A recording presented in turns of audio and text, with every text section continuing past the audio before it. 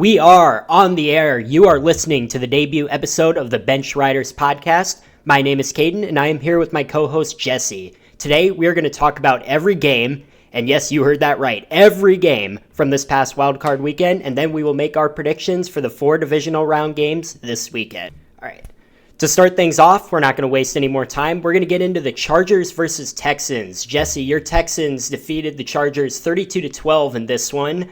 It looked pretty bad at first. The Texans offense could not get anything going towards the beginning of this game, but they were able to turn it around. So what I'm going to ask you is just what are your thoughts on this one and what are your takeaways? Well, first off, first half, I was worried. Not going to lie. We were heavy underdogs going into it. I was not ready. Coming in, starting off giving up 6 points in the first, 15 or 10 minutes? Yeah. But then, I don't know, our defense started to carry us. Second half came around. CJ kind of got in his bag, put us in the lead, and we took off with it. Yeah, a huge turning point, too, in that first half. It was like, it wasn't inside 2 minutes, but right before the 2-minute warning, CJ Stroud, dropped the snap. I don't remember if it was, high, but he dropped it, and then he was able to improvise and make a great throw to Xavier Hutchinson, my Iowa State guy there. So that really turned the offense around. Nico Collins had 7 catches for 122 yards in this one. He averaged 17.4 yards per catch, and he really starting to establish himself as one of the premier receivers in the league. In your opinion, do you believe he's a top 5 wide receiver? Honestly, I think this season, the way it started for him, if he didn't get injured, I think he'd be up there in passing yards. He might have been able to catch Jamar Chase for that. He was an elite receiver for us. He was C.J. Stroud's number one weapon, really. Whenever it wasn't working with Diggs or Tank Dell when they were healthy, that's who we'd always dump off to, and it always worked out for us. So I think if he wouldn't have gotten hurt, he would have definitely been top 5, maybe top 3. Yeah, I agree. And this is just such a huge loss for the Texans, too. Their offense has obviously regressed this year. I think you would agree with that. But yeah, losing Stephon Diggs, who was their big free agent signing, and then Tank Dell as well, going out again with another season-ending injury, just really hurt the team in general. But again, like you said, the defense has really stepped up and carried this team this year. They are incredible on that side of the ball. But another off-season acquisition they made that I think really made a difference was Joe Mixon, who's just been so consistent throughout the year. Has he exceeded your expectations when you first saw that your team signed him in free agency? I wouldn't say he exceeded him, really. I kind of set the bar high, knowing that he come from a good Bengals team. They went to the Super Bowl. Right. He's always been a good running back. I wouldn't say I really had expectations. I was just excited to have a running back who had playoff experience in that backfield to help the younger guys like oh my God. Cut that. No, we're keeping that in. We're keeping that in, Jesse. Dare Ogunbowale and Dameon Pierce, who we drafted. We thought we had high hopes for him. He just really didn't show up these past couple of years. But I'm hoping with having Joe Mixon there as a leader, he can help train them and bring them to where they should be. Yeah, absolutely. And this has just been the year of the running back here in the NFL. I mean, we have Josh Jacobs, of course, on my team, who's been a beast. Saquon Barkley, if he would have played in the 17th game of the year, he would have broken Eric Dickerson's rushing record probably. And then, of course, you have Derrick Henry on the Ravens, who we will talk about later. Sort of switching gears now to the Chargers for this game. Justin Herbert did not play well at all. To be fair, it was a good Texans defense he's going against, like we said, but he went 14 of 32 and he threw 4 picks. Do you think this was just a bad game from him, or is he just not that guy in the playoffs? Is he a little overrated? I'm sure he had some jitters, having a good real team. He really didn't have any receivers to throw to. 2 of those interceptions, the interception is quarterback stat, but 2 of those receptions were on his wide receivers. Yeah, it wasn't his fault. They should have been caught. Yep. Right through his hands, right to Derek Stingley. I mean, you can't really blame Herbert for those ones. But the other 2, I don't think he's overrated. I think it was just a bad game, bad timing. First year under Coach Harbaugh, Mm-hmm. They went, 10-5? 10-7, I believe. 10-7. They went 10-7. first year under a new coach going 10-7 is hard to do. Hmm. I think they'll come back next year, probably stronger, maybe get some other weapons for Justin Herbert. So I don't think he's overrated. I think it was just a fluke game. Yeah, absolutely. And John Harbaugh, like you mentioned, he transitioned flawlessly back to the NFL. He was originally on the 49ers. He took them to the Super Bowl. And then he went to Michigan and he won them a national championship. And then he comes first year with the Chargers and they make the playoffs. So I think for the first time in a long time, it seems like the Chargers are actually on an upward trajectory. I don't think a whole lot of people expected them to win this game anyway. But circling back to Justin Herbert, I agree with what you said. I don't believe he's overrated either. I think he's seems like a pretty chill guy too. Pretty easy guy to root for in general. Like compared to some other people in this league. So again, just probably just a bad game. Playoff jitters going up against a great defense and a lack of weapons, I think really ultimately did the Chargers in for this one. A bright spot for them, though, Lad McConkey, Lad McConkey, the rookie receiver out of Georgia, was a beast. He went for 9 catches for 197 yards and a touchdown. He really, especially like in the first quarter, he really made his presence felt in this game. Did you just, what are your thoughts on him in general? Oh, he's an animal. Mm-hmm. He coming in, he's what they would say undersized for a wide receiver. But I mean, you look at other guys that compare him to like Eric Weddle, Julian Edelman, Wes Welker, stuff like that. Yep. Just a small guy, but he does his job. Obviously, he had 197 yards against us, against a good defense. So I mean, I think that speaks for itself. Yeah, absolutely. And again, I'm sure you're very happy your Texans actually won a playoff game. I can't say the same thing about my team.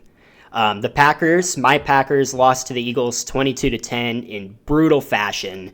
Coming into this game, the Packers had a 2-5 record against teams that were playoff teams this year, and both those wins came in Week 5 and Week 7. So not very impressive. The game was a disaster just from the very beginning with the Keyshawn Nixon kick return fumble.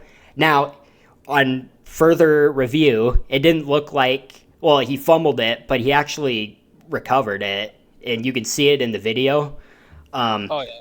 Yeah, so the refs missed that one, and so did that dumbass Tom Brady, who just is an awful announcer. I can't stand him. He has the personality of wet cardboard.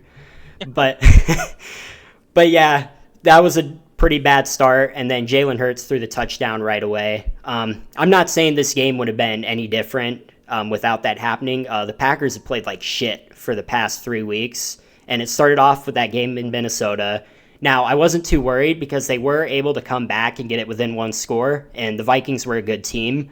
But then when you go and you struggle against the Bears of all team at home next week and you lose to them for the first time in 6 years, that's when I started to get really concerned about where the Packers season would go from that point. And this was just a disaster. It was an absolute disaster. I don't really want to talk about him anymore. Do you have any thoughts on this one? See, I don't think that, like you said, losing to the Bears in the season closer, I don't know if that's really an attest to the Packers going downhill for this season. I think it was. It was. I think it was more of an uproar for Caleb Williams and that Bears finally getting over that 10-game snap. And, yeah, it sucks for you, obviously. You hate losing to the Bears. Mm-hmm. But I think it's a good show of what can come next year with the Bears. I hope they're not another laughing stock, I could say, of the NFL. Right. I hope they are competitive next year. I've always had a love-hate for the Bears since, White Sox fan and everything. Mm-hmm. But I don't think it's anything to worry about for the Packers and Jordan Love and anything. He did come into that game injured, didn't he? Well, he got injured so he's had injuries all season. He got injured in the Bears game. He hurt his hand. That's what I thought. I thought it was an elbow or a hand. Yeah. Oh, it might have been the elbow. It was an arm injury. Yeah. Do you think that had any effect on his throwing in that game, or was that just a... That's a tough one because Christian Watson also got hurt in that Bears game. He tore his ACL, which was just brutal to see. He's actually one of my favorite players on the Packers. He's a young guy, very talented, but he just cannot stay healthy. And he probably, in hindsight, I know hindsight's 2020. I don't think he should have been out there for that one because it was a meaningless game anyway.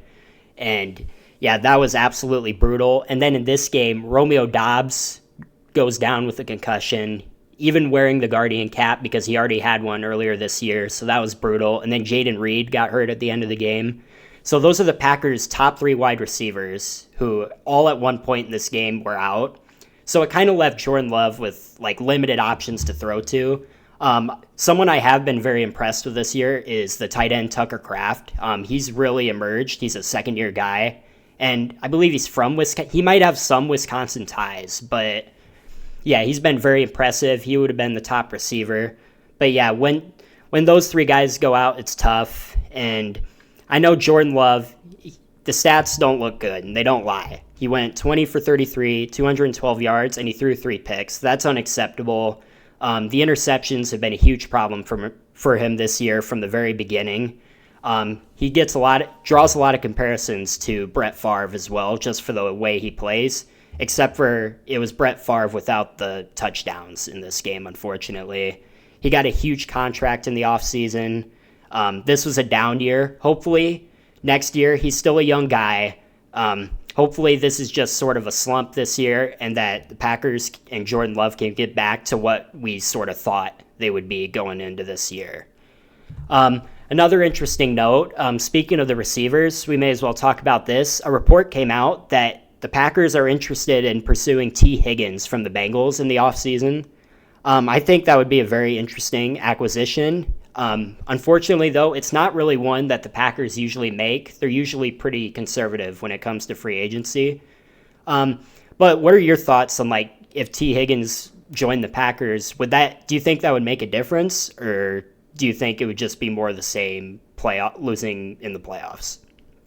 I think it would make a difference. I mean, once Christian Watson, if he can stay healthy and be healthy, he's going to be a weapon. And then you bring someone like T. Higgins over from the Bengals, and that just adds another distraction. So you'll have them benefiting off of one another. And when one's open, they're going to have to choose to guard one of them. So they're going to either guard Christian Watson or T. Higgins, and that'll leave an opportunity for the other one to the other one.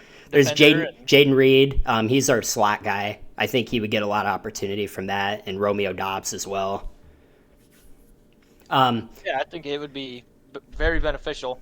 Honestly, I would hope they can come to agreements and he can stay in Cincy because he fits that team well. He does. He really does. Yeah. Yep, I agree with that. Again, I said I don't want to talk about the Packers anymore like 5 minutes ago. So let's move on to the Eagles side of things. Jalen Hurts had an all right game. He went 13 of 21. He threw for 131 yards and 2 touchdowns. We have in the notes here the question, was he carried? I don't know if carried is the right word, because I think for a lot of his career, he's really put the Eagles on his back, but they have a great supporting cast. I don't know. What are your thoughts about how Jalen Hurts played? And remember, he was injured going into the game, too. I mean, yeah, coming off a concussion for the last, 3 weeks of the season? Mm-hmm. First game back, especially having to be a playoff game, that's a big weight on your shoulders. And I think he was just trying to go out there and not mess anything up and put his team in a good position to win, and that's what he did. With the help, obviously, of Saquon and his defense. Yeah, absolutely. And again, the Eagles supporting cast, I don't know. I was thinking about this earlier. Do they have a better supporting cast now than they did when they made the Super Bowl 2 years ago? I'm trying to remember who was all on that roster. That's a good point, actually. I don't know. I think they had Jay Ajayi that year, didn't they? That was their 2018. They had Jay Ajayi. I don't think he's been in the league for a while. Hold on, I thought you were talking about that Super Bowl. Oh no, like 2 years ago when they made the Super Bowl against the Chiefs. Yep.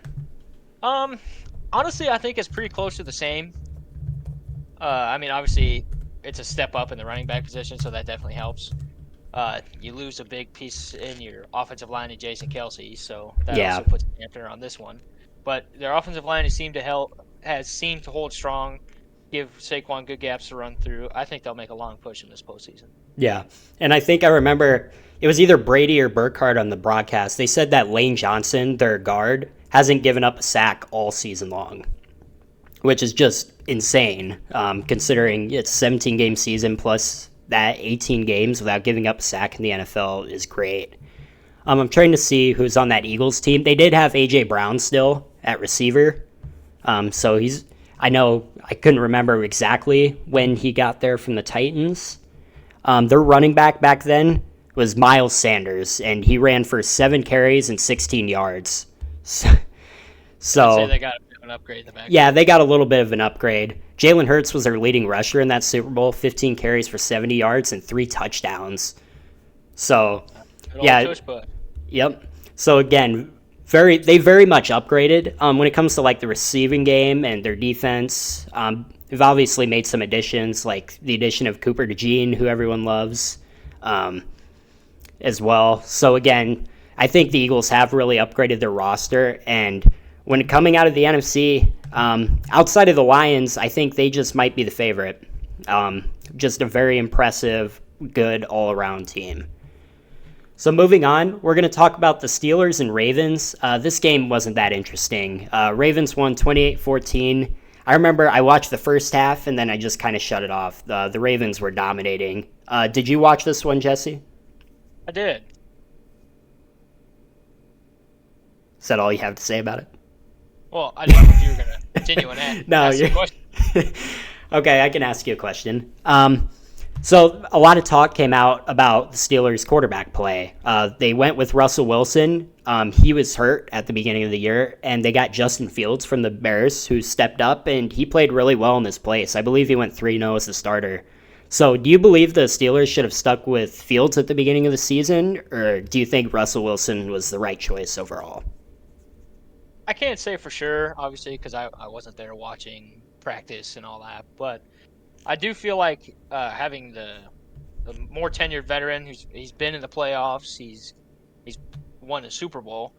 I mean, I understand giving that guy a chance. And in the playoffs, I think, especially in the playoffs anyway, only bringing Justin Fields in to do an option, I think, was stupid. Mm-hmm. I think that they need to mix it in more, bring him in for a couple pass plays and stuff, and just handoffs normally, so they don't know exactly like, oh, they're bringing in Justin Fields when they're going to run an option or he's going to design quarterback keeper. I think that play calling was kind of boneheaded, and they could have used him more effectively, I guess. Yeah.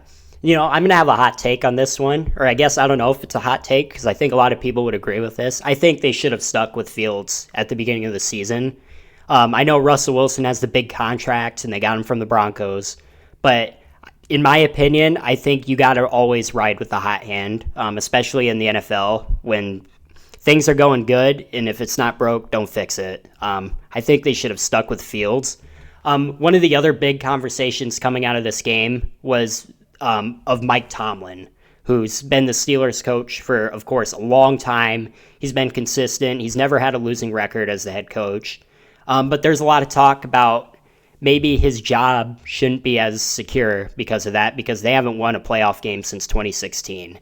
I don't know. What do you think about Mike Tomlin as a coach? And do you think he should just move on, or do you think the Steelers should just ride with him and see what happens? I mean, yeah, not having a losing record is a big feat. It's really impressive. It also brings that playoff. You need those playoff wins, and to go have all those records, no losing seasons, but not have any success in the playoffs is kind of a tough one to. I don't know what the word is, but it's a tough pill to swallow. Yeah, that and to kind of evaluate as an owner. And right, GM. Right. I feel if I were the Steelers, I would probably move on from Mike Tomlin.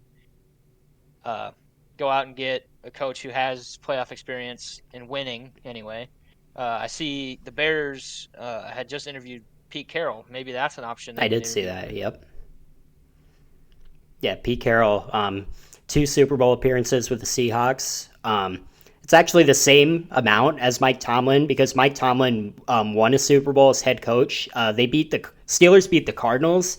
It was in 2009 or 2010, And then they made the Super Bowl in 2011 against the Packers, and they lost. So 2 Super Bowl appearances for Tomlin.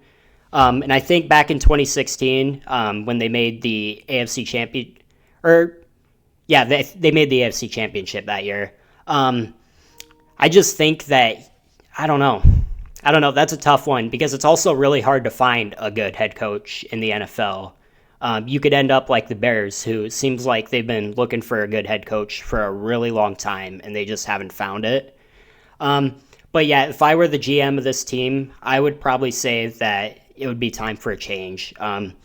What the Steelers did like 10, 15 years ago doesn't seem to work anymore. The NFL evolves, and yeah, I think they should definitely look for better options in the offseason.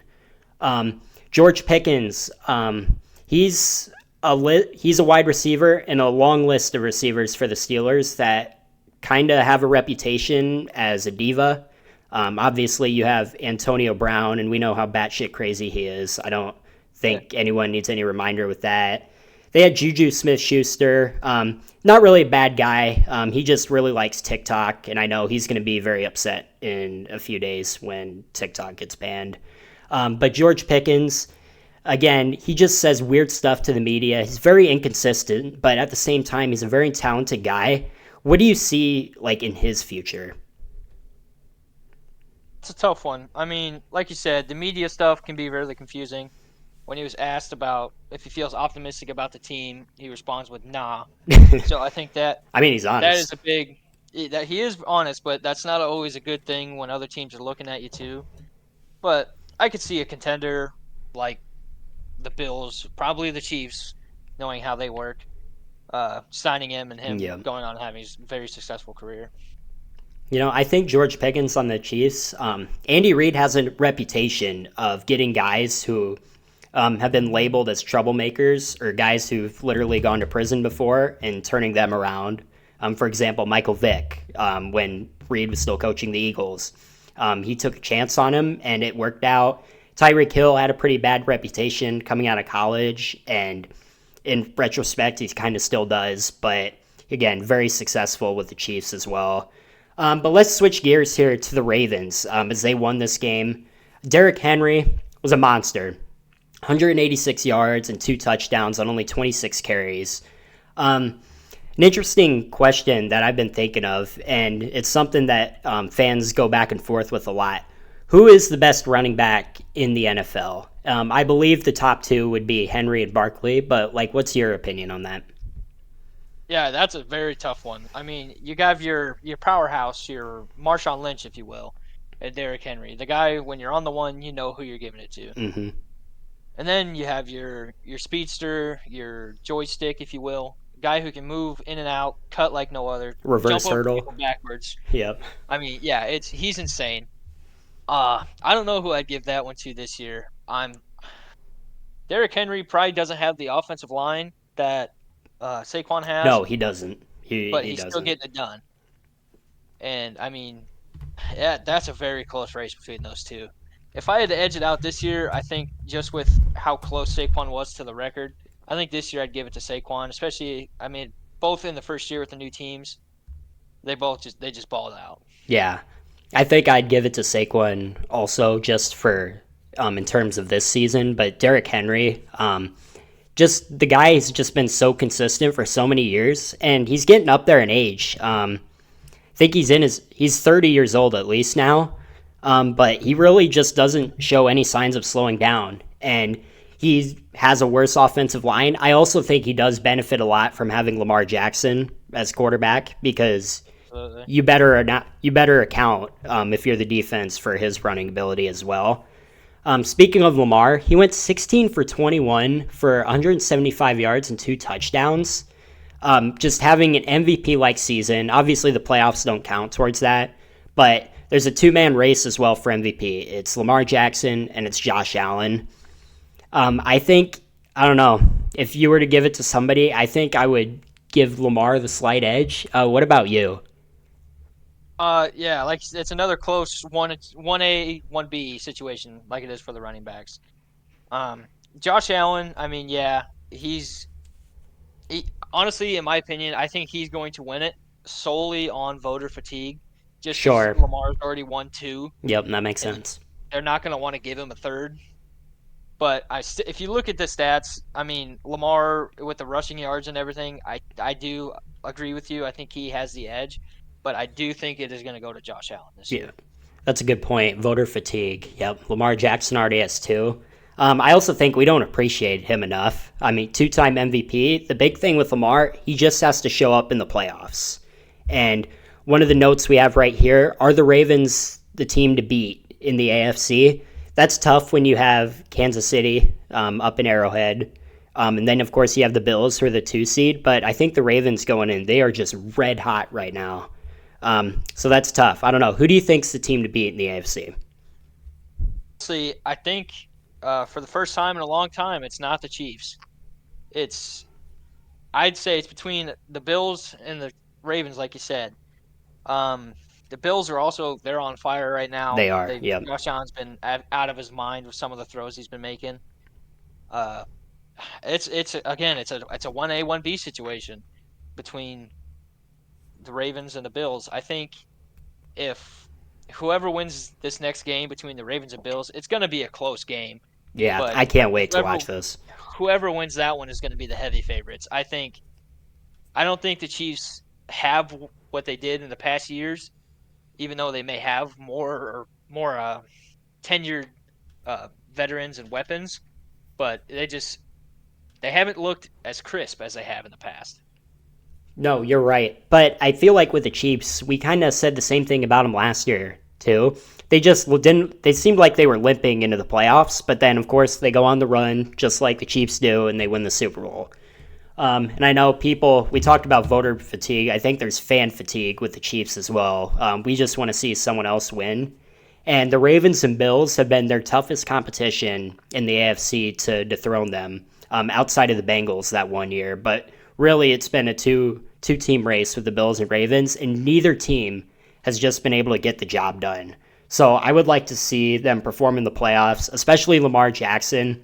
And as great as a quarterback he is, I would give Josh Allen the edge in terms of playoff performance over his career, for sure.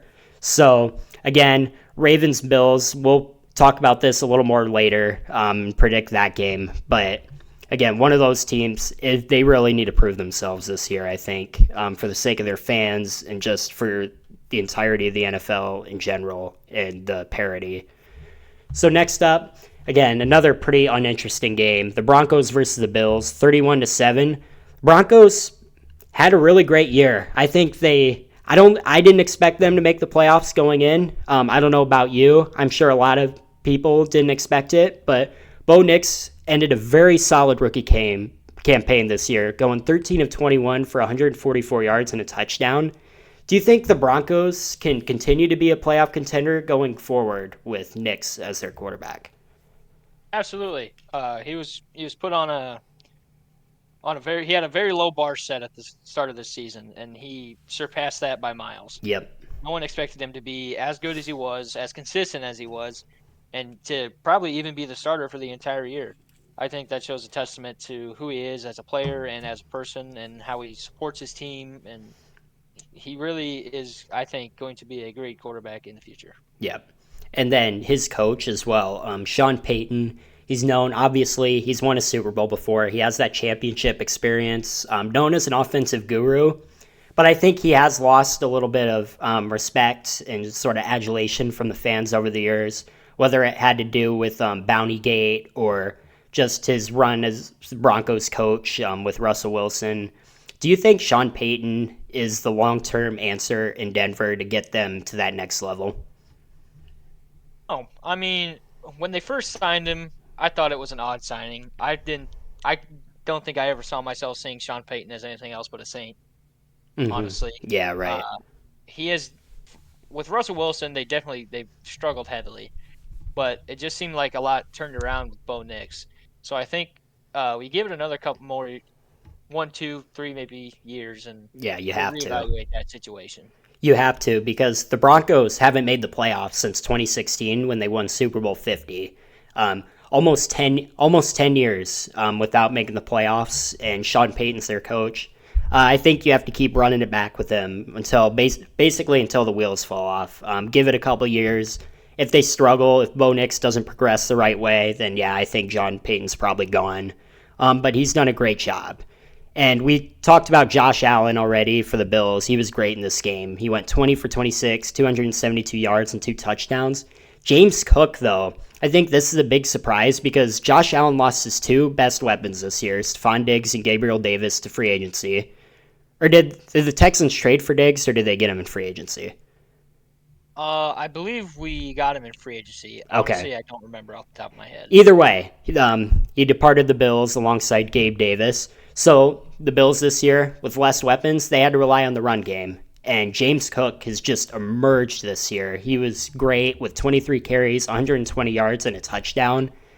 Um, do you think that the loss of Diggs and Davis, do you think that ultimately hurt the Bills, or did it actually help as it helped balance out their offense this year?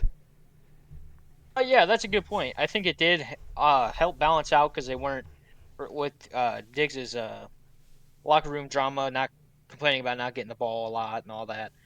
I think it may have gave Josh Allen more of a free feeling, I guess, not super pressure to get him the ball, and he can rely on other people. And I think shows a good testament to James Cook with the performances he's been putting on. A lot of people disregarded him as the second best Cook brother in the NFL, and I think he solidified himself as the number one this past couple years. Yeah, for sure. I think when you compare their primes, obviously Dalvin Cook, I believe, had a pretty nasty injury his rookie year. Had a lot of potential, but I think James Cook has absolutely surpassed his brother at this point. So now moving on to the Commanders and Buccaneers. Now I will say I did not watch this one live. I was very pissy about the Packers, and this was right after. So really, the only thing I was looking forward to was the Packers team disbanding. But in hindsight, that was probably an overreaction. The Commies won this one 23-20, and I must say Jaden Daniels is just an absolute stud. I think he's offensive rookie of the year without any without any competition. And I don't know if you saw it. It was in the second quarter, he was running to the sideline and he got whacked out of bounds. And he got up. He didn't complain about it like some guys did. He just got right up and he continued to play football. And if that was Patrick Mahomes, the NFL would have treated that like a terrorist attack. So I think there is a double standard there. But Jaden Daniels, just what are your thoughts on him and how impressive he's just been? Yeah, it was a lot of Heisman winner, obviously, but I think coming into the situation he was, no one expected the Commanders to be this good, at all. No, not at all. Jaden Daniels, I think, not single-handedly, but played a giant part in turning that franchise around. Like you said, offensive rookie of the year, lock. I mean, second place was probably Bo Nix, but with the seasons they've been having, Jaden Daniels ran away with it. He's a stud, man. Yeah, I don't think you could ask for a much better rookie quarterback. yeah, absolutely. And do you know who he reminds me of RG3 without the injuries? Because Yes. RG3, he was amazing, very similar to Daniels in his rookie year. But then, of course, he got injured in that one playoff game. They pushed him too hard, and that just really derailed his career, unfortunately. But he just shares a lot of similarities with him in terms of how they play. And Washington in this one, they won their first playoff game since 2005. I mean, that is a long time. And obviously, it seems like things are looking up for them.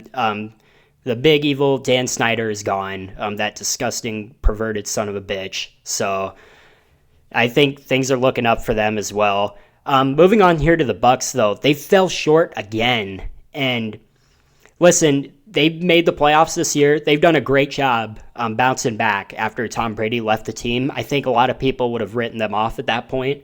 But they got Baker Mayfield. They scooped him up for a very cheap price, and he has just paid dividends for this team. But a lot of the discussion with them is about Todd Bowles and whether he really does anything for them or not, whether he adds, subtracts, and all that.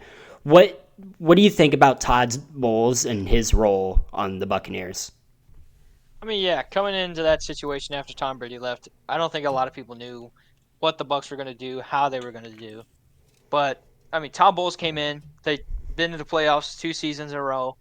Uh, they've probably dropped some games that they shouldn't have, But Yeah. I think Todd Bowles is a good coach. I think they'll come out of it. Hopefully, they can get Baker some more help in the receiving core other than Mike Evans. So I think they'll be a contender for a long time. Yeah. Do you think though, like for the past couple years, do you think the Buccaneers were more? Obviously, they made the divisional round last year. Do you think that was their ceiling, or do you think they could have actually gone higher than that with the talent that they have? Um, I don't know if with the talent they currently have, I think I don't know if I'd say the ceiling, but I think they definitely could have went further. But I think if they beef up and add a couple more weapons, they'll be a good team and hard to beat. Yep, I agree. Just a few pieces away. Mike Evans, of course, he's just timeless. 7 catches for 92 yards in this one. A week ago, Mike Evans tied Jerry Rice's record with the 11th consecutive season where he's had 1,000-yard receiving season. Um, is it time we start talking about Mike Evans as a future Hall of Famer? I know it's hard to kind of look at him that way, but I think he is, right? Oh yeah, if you're up there having 11 straight 1,000 yard seasons with only Jerry Rice as your company, I think that speaks for itself. Yeah. And especially with some of the quarterbacks he's done it with. He did it with Jameis. He did it with Ryan Fitzpatrick. I mean, I think Mike I think Glennon. he is bona fide Hall of Famer. Yeah, for sure. No doubt about it. His quarterback currently is Baker Mayfield, who's probably, in terms of consistency, probably the best of them all. He went 15 of 18 for 185 yards and 2 touchdowns. Baker, he's just had a great 2 seasons, and he's really revitalized his career after sort of an ugly end to his career with the Browns and then the Panthers. Do you think Baker has solidified himself as a top 10 quarterback in this league? Two, coming off a shitty situation in both Carolina and LA. I mean, I fully expected them to sign him back in LA, maybe as a backup for Matt Stafford, because coming in, he didn't play great, but he played good.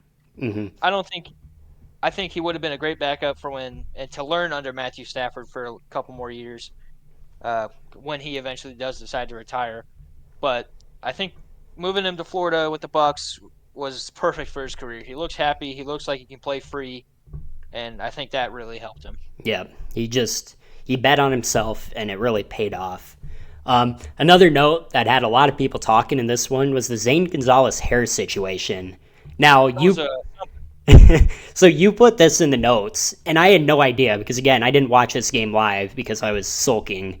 But so I had to look this up, and yeah, there were just multiple videos of him playing with his hair, just fixing his hair like throughout the game. And I saw something. It said that he has OCD, and I guess fixing his hair is one of his tics. So that's the explanation for why he kept doing that the whole game. I was wondering if it was more of a stress thing because I mean It was a stressful going out to kick, situation. Yeah, going out to kick the game winner in the playoffs. I yeah, mean as a kicker, that's got to be up there with stress levels. And then two, I wasn't sure if it was maybe just a routine thing. right, right. But no, it It's seems to just like work. Yeah, it seems to work out for him though. yeah, it's just like batters going in the batter's box and adjusting their gloves every play. I feel. Yep. Yeah. So again, very noticeable situation, but of course not a big deal. And if again he has OCD, that's unfortunate, but I'm glad he's able to cope with it. And if that's what he needs to do, then I think that's great. Now this game, I'm very happy to talk about this one. The Vikings blew it. They choked this one away. They lost to the Rams 27-9. Oh, it made me so happy. What are your thoughts on this one before I go on my tangent? Yeah, coming off last week, the Lions just absolutely decimated the Vikings. I didn't think it was too much of a shock or a concern for the Vikings until after that division or that wild card game. They just looked bad, man. Sam Darnold couldn't hit a throw to save his life. Nope. He just I don't know. It was something unclicked or what, but they didn't look like the same Vikings team we've seen all year. Yeah. I think Sam Darnold, he cost himself probably millions of dollars because before, if you take out the Lions game and you take out this Rams game, Sam Darnold's getting a fat contract this Oh offseason yeah, for the way he's played all year. he was an amazing quarterback, and I still think he is. If he's put in the right situation, I think he can Yes. still succeed in the league. But question I want to ask you is, do you think the Vikings re-sign him? And if they do they start him next year until he's given them a reason to put in JJ McCarthy, or do you think they go with McCarthy right off the bat? That is a great question. Originally, going into the season before JJ McCarthy got hurt, they were going to go with JJ McCarthy to start the year. But of course, we know what happened. He was out for the season. But Sam Darnold, again, really stepped up. It's hard to imagine a world, especially now that his price is going to come down after, again, the last two games. It's hard for me to imagine that the Vikings won't sign him. Now, another thing I saw, which I hope to God doesn't happen, is that they repeat history and they sign Aaron Rodgers, which means it'd be another Packers quarterback that would go from the Packers to the Jets to the Vikings. Again, that would probably kill me. I don't know, even though I'm not a big Aaron Rodgers guy anymore. Um, but no, I think that Sam Darnold has definitely, I think, proved himself for most of the season. And again, they have a safety net too if the signing doesn't work out. But I think you made a great point. It was easily the best situation he's ever been in when given the reins as a starting quarterback.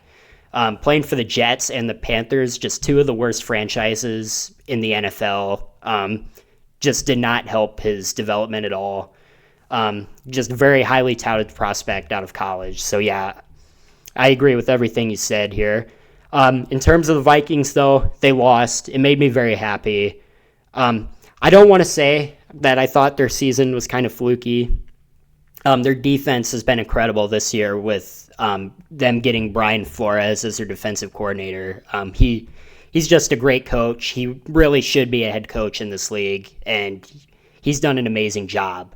But in terms of the Vikings, also, I want to talk about Justin Jefferson a little bit. He only had 5 catches for 58 yards, and this doesn't really feel like a Justin Jefferson game. Now, here's the thing. He's still super talented, one of the best receivers in the league. Last couple of years, he literally was the best. He's always getting double teamed, and the Vikings do have other weapons like Jordan Addison and Naylor and T.J. Hawkinson to throw to. Do you think Jefferson's like fallen off a little bit, and do you think I don't he's think still? so. I think yes, these last two games with the Vikings, I think it just went wrong. Jefferson couldn't get open in either game, so Sam Darnold didn't have that check down, that fallout, that fuck it, Justin Jefferson's down there somewhere. Mm-hmm. And I don't think that really taints Justin Jefferson's value at all. No, not at I all. think obviously he's still a top 5 receiver in the league, even with a quarterback no one expected to be good. So I think that really shows the talent in Justin Jefferson. Yeah, and Kirk Cousins, he tore his Achilles last year, so he had to deal with like Jaron Hall and Josh Dobbs as his quarterback. He still performed in those Nick games. Mullins. Nick Mullins too. Yep, I forgot about him. He still performed in this game. He's proved himself time and time again. The guy's an absolute stud. Even though, again, I'm a Packers fan, I hate the Vikings. Can't deny that. He's just a very, very talented guy, and guilty pleasure, I enjoy watching him.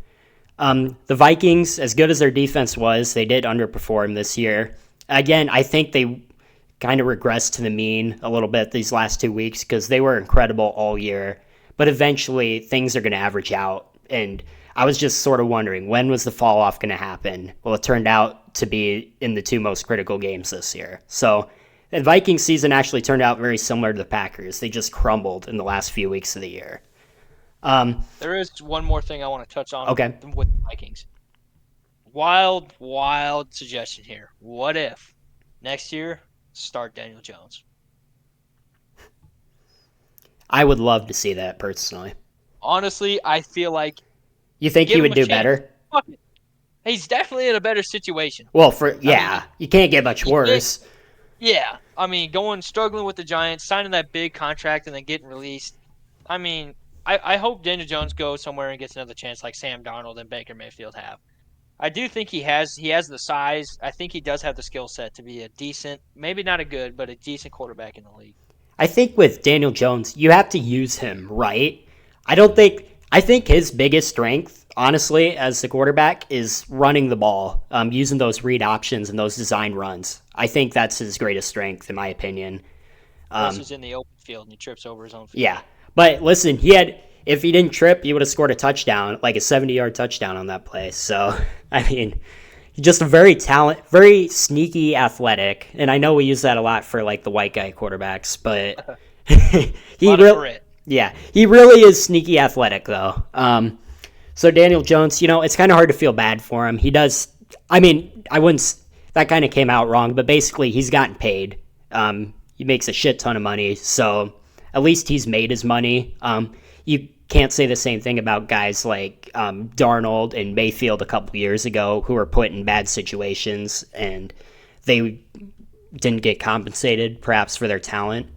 So yeah, I think it's an interesting idea. I don't see it happening though, personally. Neither do I. I just thought it was a fun thing to put out there. Yeah. Manifest it. Yep.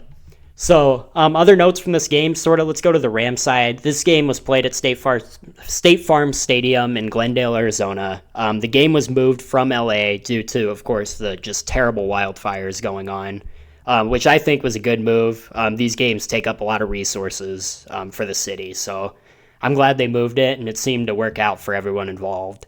Matthew Stafford, just a career, I wouldn't even say resurgence. He's been injured like a few times since their Super Bowl win a few years back, but man, he still just seems as sharp as ever. Do you think like he's going to retire soon? Because he's in his 40s, he's getting up there, but man, he still looks good compared to some of the other guys his age. He does. I don't know if he'll maybe retire, but I wonder if they will use him as kind of a coach but a player at the same time, kind of like the Colts and Browns did with Joe Flacco. Sure. I'm not wondering if they use him when they need to, or if they keep him as a starter, and if need to, they can go to a younger or just a different quarterback in general. But I do think the Rams keep him for a while, just as that kind of safety outlet. Yeah, Flacco should absolutely be a starter though. I think he's proven himself. I mean, it's just fun to watch him throw the ball. He just doesn't give a fuck anymore. I know, it's great. But it usually works out more times than not. It's better than the Colts trotting out Anthony Richardson, who is raw. He's as raw as a live cow. I mean, seriously. Yeah, but Joe Flacco, how old is he now? 40, 42-ish? Yeah, let me look that up. He's definitely up. He's at least like 39. But yeah, he's 42, but yeah, well, he's still slinging that thing. Yeah. Let's see. Joe Flacco age 40. He's exactly 40. Okay. But yeah, he's up there too. I mean, he doesn't look as well refined as Matthew Stafford. Mm-hmm. But it's something about watching Joe Flacco play is just fun to watch. Yeah. He just doesn't age either. I mean, he seems as youthful as ever, but again, like you said, he just doesn't give a fuck anymore, and it's great. He's got like that Jameis Winston just mentality. Fuck it, someone will catch it, whether it's the defense or the offense. I don't care. Yep, we need more guys like that in the NFL. Fun to watch. Yep, absolutely. All right, moving on. Do you want to talk about Cooper Kupp? Do you have anything to say about him? I know you put him in the notes. Yeah, I just he came off an injury. And I think he had a down year. I do think he'll bounce back, whether he stays with the Rams, which I think he'll be a Ram for the rest of his career. I hope he has a bounce back because he's always been just that. I mean, didn't he win the Triple Crown a couple years ago? He did. He was a top 3 wide receiver in the NFL a few years ago. Yeah, and I think that's going to continue up till he decides to retire. I don't think he's going anywhere anytime soon. Yeah, I hope he can get healthy and just ball out like he's done throughout his entire career. So moving on, we're going to predict every game for the divisional round. And Jesse, I haven't told you this yet. I kind of want to do a wager for this. So there's 7 games left in the NFL season, which is crazy to think about. But whichever one gets the most wrong, I guess, or whoever loses this, we have to do like some kind of wager for this podcast. So we can talk about that another time. I haven't thought about it too much, but that's kind of what I want to do. All right. So we were just talking about the Rams. They're going to have a tough task ahead of them. They're traveling to Philadelphia to take on the Eagles. It as much playoff experience as the Rams have on their roster and on the coaching staff, it's just really hard for me to imagine them winning in Philadelphia. What do you think, Jesse? I agree. I think especially in Philly, that's going to be a tough stadium to play in.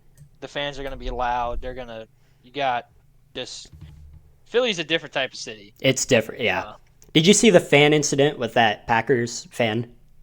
I did not. So basically, there was this old Philly fan. They were up in like the nosebleeds or whatever. It was a guy, he had on like this body cam or whatever, and he was there with, I don't know if it was his wife, fiance, or whatever. But this douchebag Eagles fan, he kept calling her an ugly cunt over and over again. And basically, the video got shared on social media, got millions of views, and the detectives on social media, I guess, found where this guy works. And the company actually fired him because they saw the video. And his name got released to the public. The guy deleted all of his social media accounts. So I'm glad justice was served there because what he said was pretty nasty. Yeah, that's a kind of a shitty fucking thing to do. Yeah, I know. And the guy, I remember reading his comments. He's like, because people were like, well, why didn't you just go up there and whoop his ass? And it's like, well, the guy said that his buddies were there with him, like backing him up. And if he did lunge at him, people in other sections would see some guy in a Packers jersey beating up some old man in an Eagles jersey. So he would have definitely got jumped if they saw that. So yeah, just a really shitty thing to happen. But I agree with you. I think the Eagles are just hot right now. They have too much talent. It's just hard for me to imagine the Rams get this one. So I'm going with the Eagles as well. The Washington Commanders versus the Lions. A couple of notes on this one. Washington, of course, they won their first playoff game since 2005 last week. The last time they won a divisional game was all the way back in 1991. And that was a year they also won their last Super Bowl. Another note, this time for the Lions, is that Dan Campbell said David Montgomery, another Iowa State guy, is on track to play versus the Rams, according to the Detroit Free Press. So with that information, Jesse, what do you think about this game? I think the Lions are going to run away with it. Honestly, if I were the Lions coach, if I was Dan Campbell, I would probably say rest David Montgomery one more week because if you watch what Jahmyr Gibbs has done, oh man, he's awesome. Couple games yeah, by himself, I think he'll be enough to handle with obviously the weapons of Sam Laporta, Amon-Ra St. Brown, and all them. I think he's got enough supporting cast to get through this game easy. I say rest him one more week just to make sure he's healthy for the championship, and if they win the championship, the Super Bowl, obviously. Yeah. That's an interesting point. I actually think this is going to be a pretty close game. I think the Commanders are going to give this one. They're going to give them their best shot, as they should. But the Lions, and honestly, I'm a Packers fan. I talked a lot of shit about the Vikings and a little bit about the Bears. It's really hard for me to hate the Lions. They are just a very likable team, and I think Dan Campbell's awesome. They have players I really like, but yeah, Jahmyr Gibbs has just been on fire. It's the year of the running back in the NFL. Jared Goff has been great. When you use your head, it's really hard to imagine this game goes any other way than a Lions victory, so I agree with you there. Next up, this is the game I'm most looking forward to this week. The Ravens versus the Bills. These are two teams that need this one badly. The Ravens beat the Bills all the way back in Week 4, 35-10. And of course, like we highlighted earlier, Lamar Jackson and Josh Allen are the top two in the MVP. So just a fun matchup here. Who do you got in this one? This one's played at Buffalo, right? Yes. I think that is going to play a big part in this game. I do think since it is in Buffalo, I think the Bills are going to squeak it out, but it is going to be a very close, very competitive, hard-hitting game. If I'd say it's probably going to be a 7 to 3 point difference. It's going to be a one-score game, I think, no matter what. I think so too. I'm actually going to go the other way on this one. I'm going to say the Ravens get it done. I know Lamar Jackson doesn't have a great track record in the playoffs, but he never had Derrick Henry in the backfield to hand the ball off to either. I'm going to pick the Ravens, but it's almost a coin flip on this one. I'm not too sure. Finally, this is your game here. I'm sure this is the one you're most looking forward to. The Texans at the Chiefs. Now, an interesting history note on this one. Both of these teams met back in the 2020 playoffs, and the Chiefs won 51-31 in a huge comeback. I remember watching that game live, like vividly. I believe the Texans got up 24-0, and then the Chiefs just went on a huge run. Did you watch that game all the way back then? Fortunately, I did. Is that it? You don't want to talk about it anymore? I mean, I'll talk about it. It was definitely a hard one to swallow, especially like you said, being up so much in the first half. Going into halftime, I was on top of the world. I was like, "Oh, we're gonna beat the Chiefs. We're gonna go to the fucking Super Bowl, and we're gonna win that thing." And then they came out in halftime, and it was an onslaught, man. It was bad. Do you know who the quarterback was for the Texans back then? Deshaun Cosby. Yeah, Mr. Achilles. You saw? Did you see the note that he tore his Achilles again? Just doing whatever. That's I'm have no comment on that one. I'm just gonna say it's a word that starts with a K and ends with an A, and then has arm in the middle of it. So, what is your? Actually, I'll go first. I'll let you have the final say on this one. I think the Chiefs are just unbeatable in the playoffs, seemingly, and they've only lost 2 games this year. It's hard for me to imagine the Texans winning, even though for your sake and just for, entertainment purposes, I hope they do win, but I'm going to pick the Chiefs for this one. Yeah, I mean, it's hard not to. I have to have faith. We played earlier this season in Arrowhead, and we only lost by 8. Yeah, that's true. I think if our defense plays how it did against the Chargers, it'll be a very, very close game.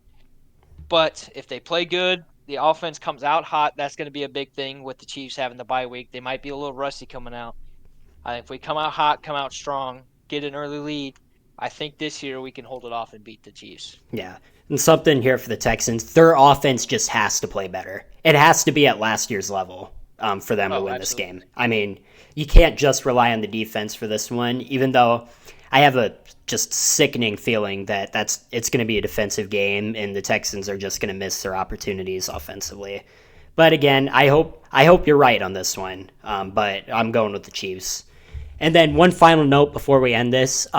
The number 2 ranked Iowa State varsity men's basketball team plays the number 9 ranked Kansas Jayhawks in Hilton Coliseum tonight. Iowa State, of course, like I said, is ranked number 2 in the AP poll. It's their highest ranking in school history.